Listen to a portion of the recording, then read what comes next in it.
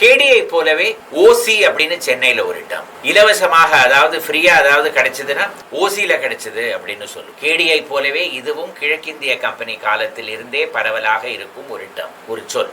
ஓசி என்றால் on company service. 18வது நூற்றாண்டில் கிழக்கிந்திய கம்பெனி அதிகாரிகள் அவர்களுடைய குடும்பத்தினருக்கு கடிதங்கள் எழுதினார்கள் என்றால் அவர்களே பணம் செலவழித்து அதில் தபால் தலையெல்லாம் ஒட்டி அனுப்ப வேண்டும். ஆனால் கம்பெனி மேட்டருக்கு ஏதாவது கடிதங்கள் எழுதினார்கள் என்றால் அதை இலவசமாகவே அனுப்பி வைத்து விடலாம்.